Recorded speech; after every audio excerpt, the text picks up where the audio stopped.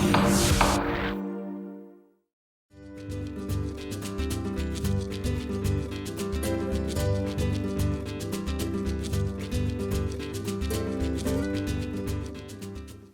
everybody, Jeff Johnson here with another edition of Clerk TV. Today we're talking to Becky Fendley. She is the clerk of court in Quitman County, Georgia. How are you today? Fine, how are you doing? Thank you so much for taking the time to come and talk You're to us a welcome. little bit. Because I'm going to be totally blunt and honest with you. A lot of people don't know where Quitman County is exactly, and I don't either. Okay. Tell us a little bit about where it is and what the county is like, the people and that kind of thing. Okay. We're a very small rural county, about 2,200 population. We're on the Chattahoochee River, about 50 miles south of Columbus, Georgia, directly across from Eufaula, Alabama. Most people that go to the beach from Atlanta, and I'll go straight through Eufaula, so we're about 3 miles across the river and all from Eufaula. So we are a little hidden gem across the river there. We don't have much industry and everything, being a rural area, and also we only have actually one plant that actually does employ, I think, about 75 people, and it's a bait company and all there, and all. So, but that's where we're located. And So here, being that close to Alabama, you got Alabama, Georgia. Is the tug of sports and that kind of thing very important? Oh yeah, it is. You have a lot of Alabama people and all that live in Georgia and everything. Yeah, and I have I have some cousins that live in Georgia that are Alabama fans and everything. And also. So whenever the game is on or whatever, they can come to your house, and it's a kind of a neutral thing, right, or what? Right. Yes. Oh, is it? It is. It is. I love Other it. than Georgia and Alabama. Okay, there we go, Georgia and Alabama. Now you've been clerk of court for how long? 23 and 3/4 years, and almost 24 years. Why did you decide to run 24 years ago for this particular office? Actually, at that point, I was involved in a biomedical waste incinerator fight for our community to stay out from North Atlanta area. They were trying to move in on us, and I was working with a great bunch of people from our area. And the lady there that was clerk at that time, Miss Peggy Sparks, had been there 24 years, and she was retiring due to a lot of the computer issues that were starting and things like that, and she was old school, did everything by hand, and also they approached me and asked me to run, and I was currently working for a lumber company in Eufaula, Alabama, and had been there about 8.5 years, and pretty much it had maxed out of where I was going because it was a family business. Right. And everything, so I said, well, I'll give it a shot, so I had one opponent and everything at that point, and was successful and everything in the run. So I got the clerk's job, and I've had a couple of opponents since then and everything in my runs, but so far I've come out ahead. Been able to stay the course. And it's interesting that you said 24 years ago, the previous clerk of court, because of the computer stuff and everything else, how has technology helped you in your job from that point to where it is now? Because that's like night and day, isn't it? It is. And, honestly, when I went in there, like I said, with her not being on computer, right. It was easier for me to learn the actual job and all, to do it by hand and everything. And we did, for the first 6 months, we did everything by hand, just to be able to learn the job and learn what, where things went, how it went and everything. And then I started on the computer systems and everything in July of '97, after I went in January of '97. What are the main differences that you see Oh, with how it affects the citizens? Oh, it's much better for them. Of course, a lot of the older citizens don't know the computer systems and things like that. They're scared of them. But that's what we're there for, to help them and, to guide them or look it up for them if we need to and things like that.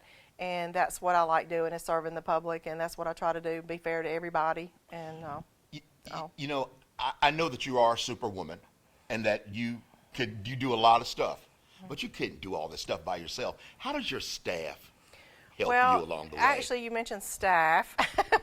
We actually only have one full-time. That's okay.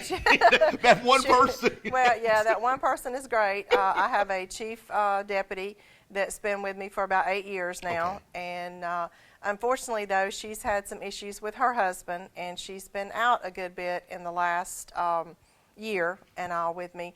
So I have had a part-time person that worked a day or two a week, and so she kind of limped along and helped me till we could get another part-time person because she left me. She was leaving me, and so she came on in June.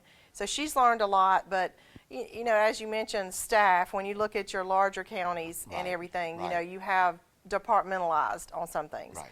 We don't have that. We do deeds, liens, receipting, case management, everything. We do the whole gamut. Right. Where they have different, people that may do criminal, may do civil, may do deeds, may do liens, whatever. We do it all. So it's kind of hard to get someone fully trained, and especially when you don't do something every day. Right. But the lady that's with me now, she is doing very well. And my full-time person is gradually coming back a little bit. She came back a little bit, and then her husband got ill again, and she's been back out again and all. But like I said, we're working through all that and everything. And it also is interesting for the folks that come into your office to see familiar faces. How does that relate? It really is for them to see familiar faces. Like I said, the second part-time person. She's not from here. She's from Florida. Okay. And she's only been living here about 4 or 5 years, I think, or maybe a little bit longer. Actually, she lives in my adjacent county, in Clay County. No, excuse me, Randolph County.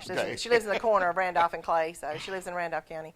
But she's learning people. I mean, she knows, some people and everything.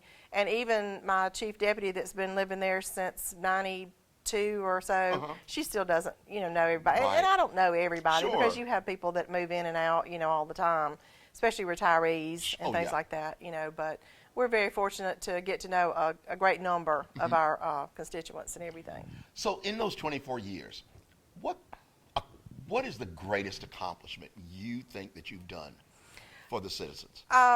Well, bringing everything up on the computer system, bringing it up to date, so it's easier to, find things.